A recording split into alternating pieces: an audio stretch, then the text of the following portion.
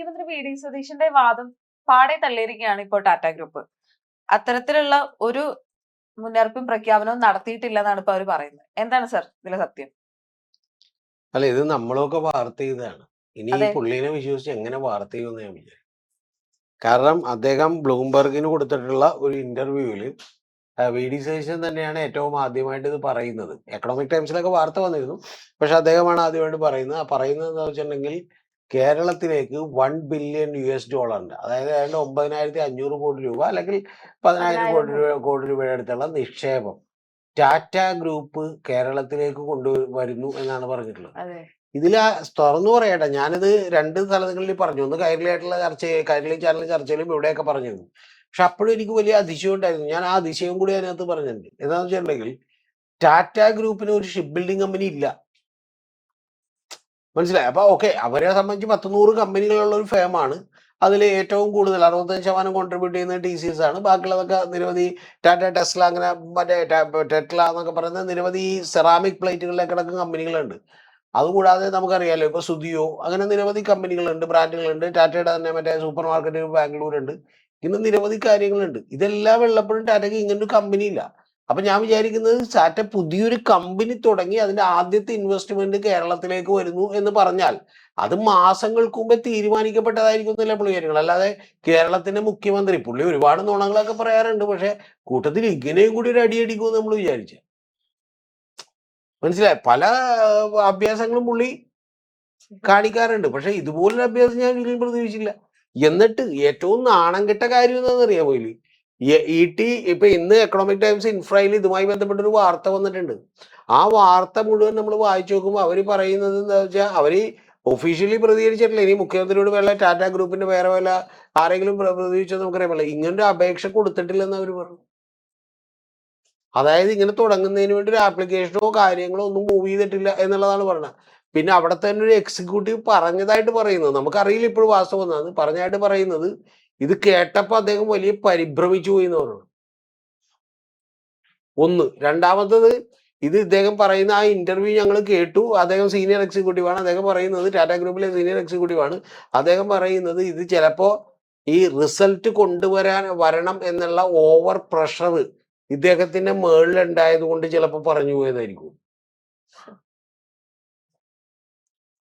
അപ്പൊ ശരിക്കും പറഞ്ഞാൽ ബാക്കി നിരവധി കാര്യങ്ങളിൽ ഇദ്ദേഹം സത്യങ്ങളോ അർദ്ധസത്യങ്ങളോ ഒക്കെയാണ് പറഞ്ഞുകൊണ്ടിരിക്കുന്നത്. ഇപ്പൊ ഇന്നലെ മീറ്റ് ദ എഡിറ്റേഴ്സിൽ നിന്ന് അരുൺകുമാർ പറയണ്ടേ ഏതാണ്ട് 18 പൂർണ്ണ കള്ളങ്ങളും പിന്നെ 28 അർദ്ധസത്യങ്ങളുമാണ് പുള്ളി പറഞ്ഞേക്കണേന്ന് പറയണ്ടേ. എന്ന് പറഞ്ഞാൽ ഇപ്പൊ ഈ കഴിഞ്ഞ ദിവസം തന്നെ ഇട്ടില്ലേ, സുകുമാരൻ നായർ വെച്ചിട്ട് നുണങ്ങ് വെറുതെ അടിച്ചു വിട്ട്.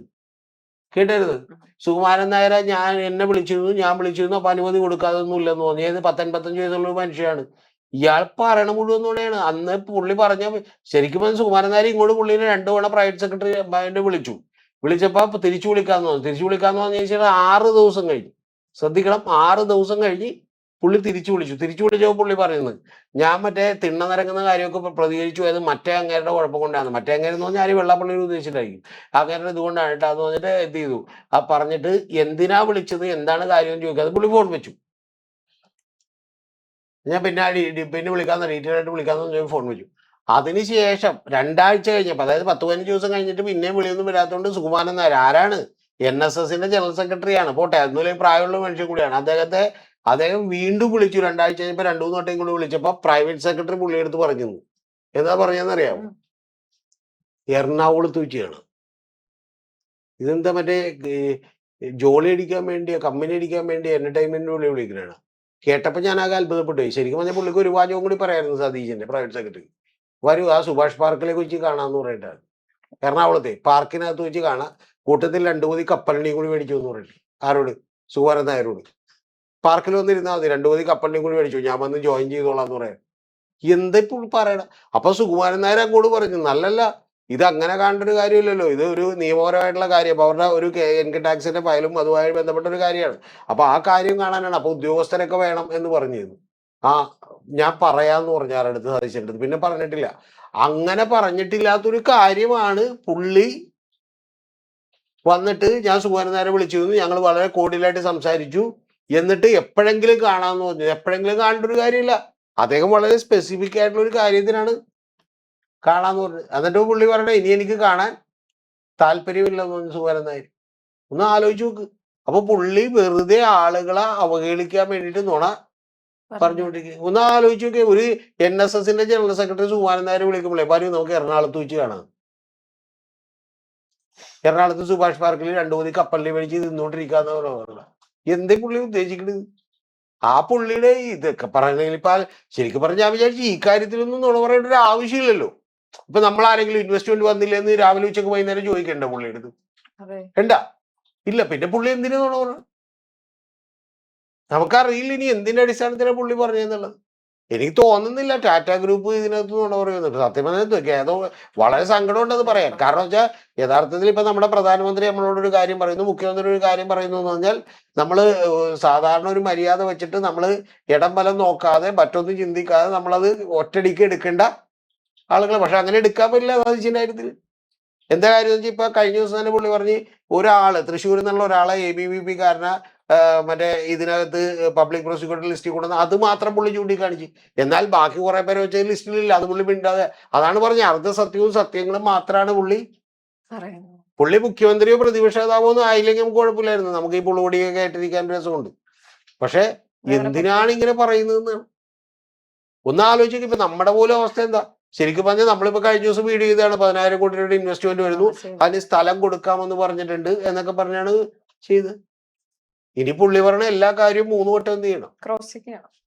അതിപ്പോ എന്റെ കൂട്ടത്തിൽ ഒരു സുഹൃത്ത് ഉണ്ടായിരുന്നു. അപ്പൊ അവനിങ്ങനെ നുണ പറഞ്ഞ് ഒരു ഹിസ്റ്റീരിയ പോലെ പോയി.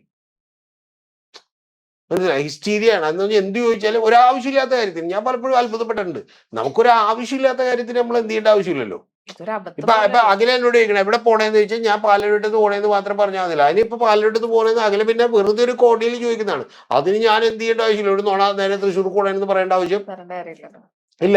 ഞാൻ നേരത്തേക്ക് അങ്ങനെ വെറുതെ ആരെങ്കിലും ചോദിക്കുമ്പോൾ എനിക്ക് ഇഷ്ടമല്ലാത്തതുകൊണ്ട് ഞാൻ സ്ഥലമൊക്കെ മാറ്റി പറയും. സ്ഥലം മാറ്റി പറയുന്ന പറഞ്ഞാൽ വെറുതെ നമ്മൾ എന്ത് ചെയ്യും എന്ന് പറഞ്ഞാൽ വേറെ വ്യത്യാസമൊന്നും ഉണ്ടാവില്ല. ഇപ്പൊ കടവന്ത്രക്കാരിക്കും ചില പോണേ നമ്മൾ പാലരുട്ട് വന്നൊക്കെ പറയും. പക്ഷെ ഇത് എന്തിനാണ് ഇങ്ങനെ നുണ പറയുന്നത്?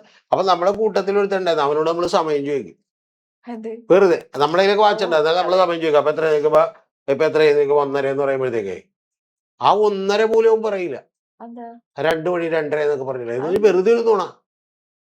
ഒരു അസുഖം. ഏത് സത്യം പറയാതിരിക്കാനുള്ള എന്തിനാണ് ഇതെന്നൊക്കെ പറഞ്ഞ് ഇതിന്റെ പ്രശ്നം എന്ന് വെച്ചാൽ എക്കണോമിക് ടൈംസിൽ വന്ന ന്യൂസാണ്.